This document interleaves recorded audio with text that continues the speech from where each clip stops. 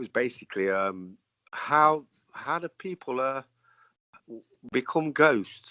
Like when the time's finished here, when the vehicle's expired, is it like they don't go to the light, or they just go on a run around the astral, or how did they become ghosts? So, and why? Well, there's we call them haunts and ghosts and whatever, and really it's just these individuals that maybe a person, especially a person that has went through something extreme like a murder or something, where they've been murdered.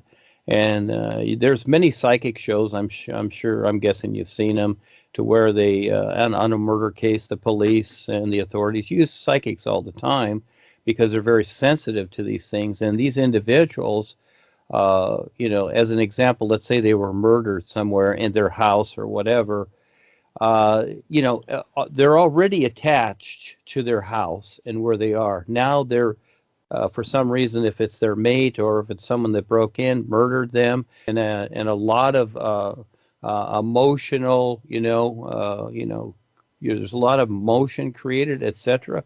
because of that, because it's so intense, and that will just hold the individual kind of in between worlds, you might say, to where they're so emotionally attached to that personal self in that situation that, yeah, they're still right there. They just didn't kind of move on, a little bit further and to explore.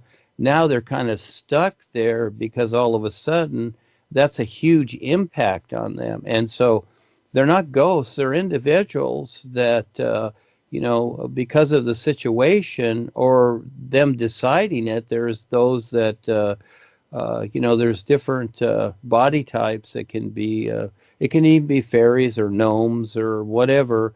On the real side, they come very close and they do little tricks on the human. They like to do that. But like down here, we have the Queen Mary. A lot of people died on that, I guess, whatever.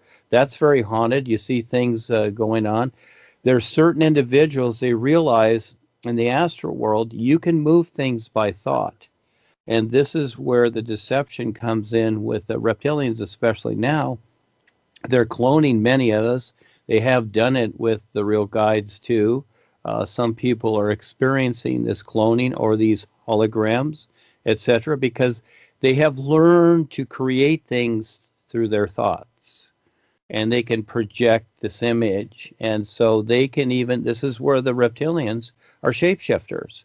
They go from the physical to the astral world and occupy a body here, you see. So, yeah, the ghost idea, those are stories. Stories are created and, it becomes a mystery or a murder mystery. And we've basically all seen them. And one story leads to another and another and another, and pretty soon it's something else or whatever it is. But again, we're all just individuals in life going through our experiences and making choices. And yeah, this is, you look at the earth. I look at it as a graveyard. I mean, look at all the graveyards that are on this earth, and more people are dying all the time, and there's more graveyards. I suggest that it's better to cremate the body instead of just, keep planting more people in the ground here, because realistically, they're stuck in the ground, and many times they're conscious of being stuck in the ground, and they can be there for lifetimes going through that hell, being in that little box and just experiencing suffocation. So again, it just depends upon the experience, but it's all very real. Yeah. Yeah, brilliant. So it's basically it's like an attachment to something, either an event or a place or that's why they still here. That's why they're hanging about. It's an attachment. Yeah, it can be that. And again, the movie What Dreams May Come with Robin Williams is very good. You should see that, because in the experience, in the movie, it shows it very well. This lady, they're a happy family, and all of a sudden one kid dies, another kid dies, then the husband dies, and the woman goes into a huge morbidness. She locks herself into a really nasty place unconsciously. It's a very good demonstration of really what we're going through, in creation. according to the physical and astral worlds. I really recommend that movie. It's very depictive. Give you a lot of evidence. Yeah. I'll look out for that. Thank you. In your books, and they're describing like parts of the astral worlds and the thought forms that they're like horrendous monsters and stuff. Are they from everybody's subconscious or just like the individuals who's there at the time? Yeah, well, the subconscious, all the bodies are connected, and the subconscious area, it's kind of like the attic in your house or your garage. The house is like the personal self, and then you have the attic, which is above you, which is like the etheric realm, which is still right there. And we store things in the attic, don't we? To where years later, all of a sudden you go up there and you got all this stuff up there. And the same thing in the garage. Some people have big garages and they can't even get into them because they've stuffed so much stuff in there they can't even find anything. And the same way, it's even more so. It's astronomically huge what's going in the other bodies and the storehouses and the files, just like your computer in cyberspace and what have you.